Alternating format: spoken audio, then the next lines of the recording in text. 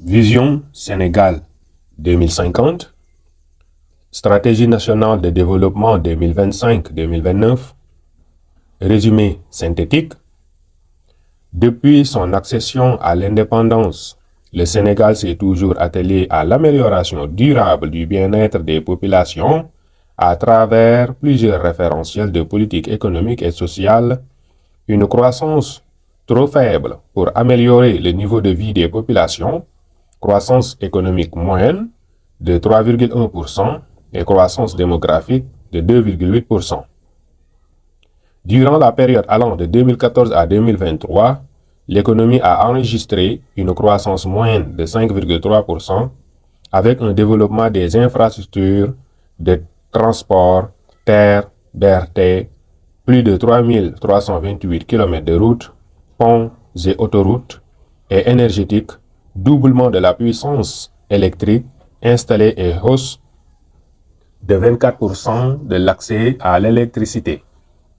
Celle-ci a principalement été portée par le secteur tertiaire comparativement au secondaire, malgré l'ambition d'une transformation structurelle qui tarde à se réaliser.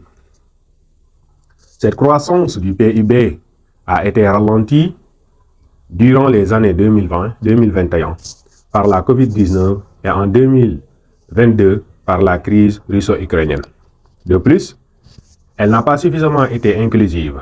En effet, l'incidence de la pauvreté, 37,5%, demeure encore élevée avec de fortes disparités entre Dakar, 8,9%, les autres milieux urbains, 29,7%, et rural, 53,3%.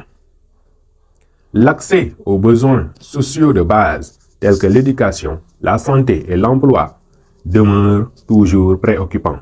De plus, l'indice de développement humain, IDH, se situe à 0,517 en 2022 contre 0,501 en 2014. Le Sénégal occupe ainsi la 169e place sur 190 nations, se plaçant ainsi dans la catégorie des 25 pays à faible niveau de développement. En matière d'éducation, le Sénégal a enregistré des performances mitigées. Le nombre moyen d'années d'études qu'un enfant peut espérer suivre jusqu'à l'âge de 18 ans est de 7,3.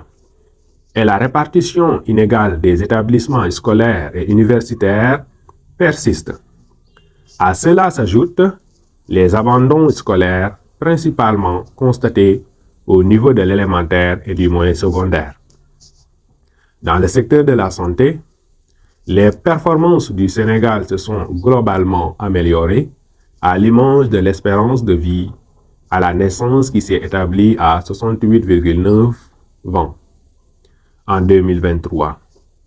Malgré les disparités territoriales et le coût élevé de la santé des ménages, le chômage continue d'affecter la population jeune et le niveau d'informalité reste élevé. Ces initiatives développées par les pouvoirs publics ont entraîné l'accélération de l'endettement de l'administration centrale qui est passé de 42,1% du PIB en 2014 à 73,4% en 2023. De plus, il a été noté une inefficacité de l'investissement avec un écart moyen s'établissant à 6,7 contre 3,5 pour la Côte d'Ivoire. Parallèlement, le déficit budgétaire est ressorti à 4,9% du PIB au-delà de la norme communautaire de 3%. Et le déficit courant s'est creusé à 15,1% au terme de l'année 2023. Dans le portefeuille de la dette, bien que le poids des titres publics ait augmenté progressivement de 12,3% en 2024 à 23,7% en 2023, la part des prêts commerciaux a cru substantiellement pour se situer à 27,5% en 2023 contre 8,5% en 2014. Cette situation explique notamment l'alourdissement de la charge de la dette son coût relativement élevé, avec un accès moins fréquent aux guichets hautement concessionnels des partenaires internationaux, la remontée des taux de référence Euribor et SOFR. S'agissant de la gouvernance, on note des insuffisances liées à l'effritement de la confiance des citoyens dans l'administration, un recul de la transparence budgétaire, une corruption persistante, un déficit de gouvernance territoriale et une faiblesse de la performance dans les collectivités territoriales peu dotées en ressources, malgré les efforts fournis avec l'acte 3 de la décentralisation. Concernant la sécurité intérieure, elle est marquée par une amélioration relative, même si on enregistre des manifestations politiques récurrentes durant les périodes préélectorales. La faiblesse des résultats obtenus pour impulser de véritables dynamiques économiques créatrices d'emplois et de richesses nécessaires à l'amélioration significative des conditions de vie des populations exige une transformation systémique de l'économie sénégalaise au travers de la nouvelle vision des autorités inscrites dans un horizon de 25 ans, vision 2050. Pour consacrer la vision d'un Sénégal souverain, juste et prospère, le pays s'efforcera sur la période 2025-2029 à relever les défis relatifs à la construction d'un modèle économique endogène.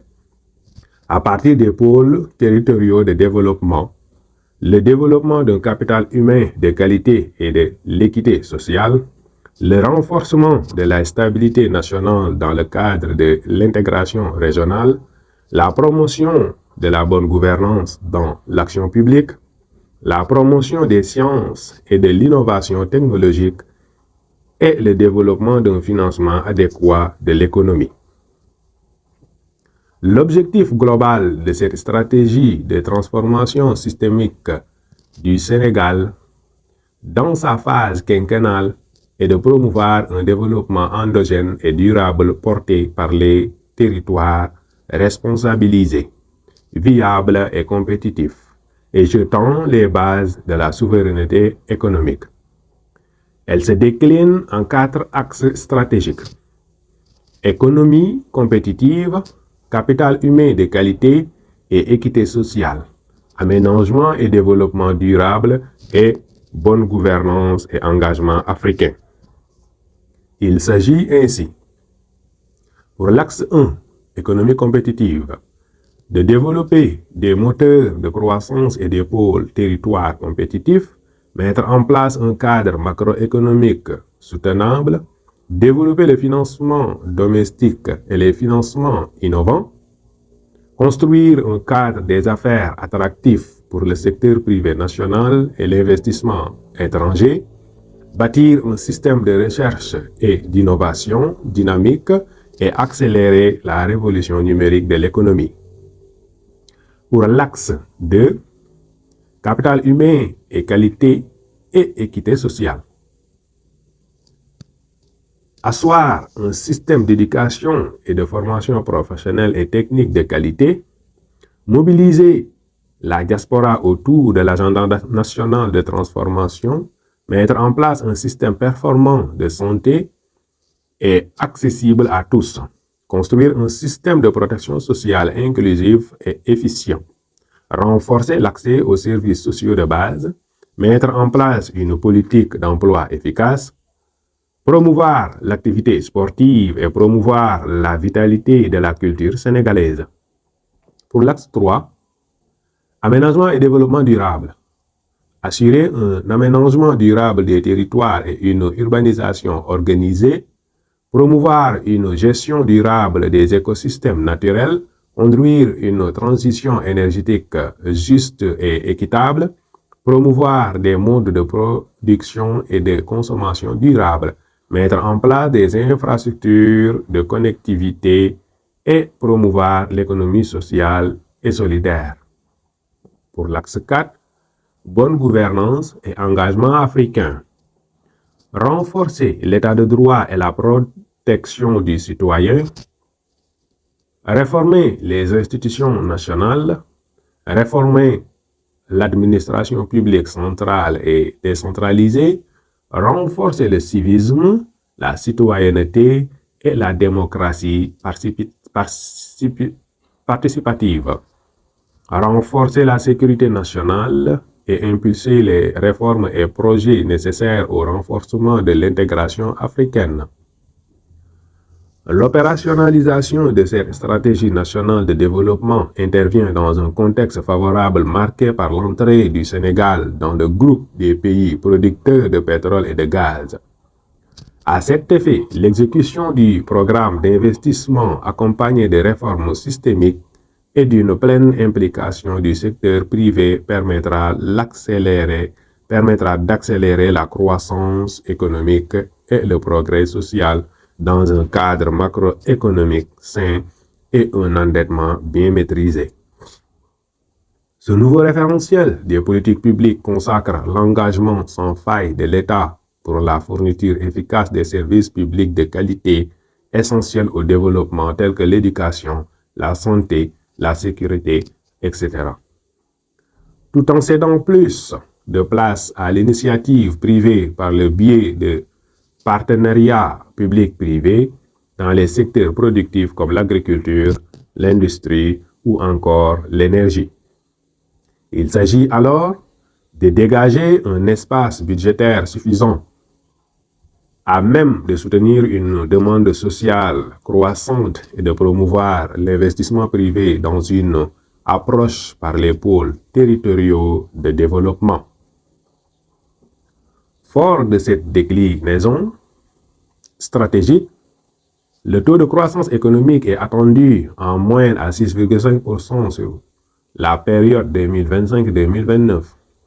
S'agissant des finances publiques, la mobilisation accrue des recettes fiscales sur la période permettra de porter la pression fiscale moyenne à 21,7%, soit un niveau au-dessus de la norme fixée dans l'UEMOA. Sur le moyen terme, eu égard à l'engagement pris dans le cadre de la consolidation budgétaire en liaison avec les objectifs de maîtrise de la dette publique, le déficit budgétaire est ramené à 3% du PIB dès 2025 et maintenu à ce niveau durant toute la période 2025-2029. Par ailleurs, dans le souci de maîtriser de l'évolution des intérêts sur la dette publique et la promotion d'une souveraineté économique, le Sénégal appliquera une politique d'endettement prudente, mieux contrôlée et davantage maîtrisée. Cette stratégie, dont la réussite dépend de la mise en œuvre des réformes en vue d'approfondir le marché financier domestique et régional, repose sur une maîtrise de la dette publique à travers la fixation du déficit budgétaire à 3% du PIB à partir de 2025 et un reprofilage de la dette par la modification de la structure de financement du déficit à travers notamment un recours aux titres publics et une baisse des tirages nets sur prêts conventionnels et commerciaux. En complément des financements, les diaspora bonds ainsi que d'autres instruments innovants, financement islamique, financement participatif, financement vert, etc., seront mis à contribution afin d'élargir la base des investisseurs nationaux et étrangers.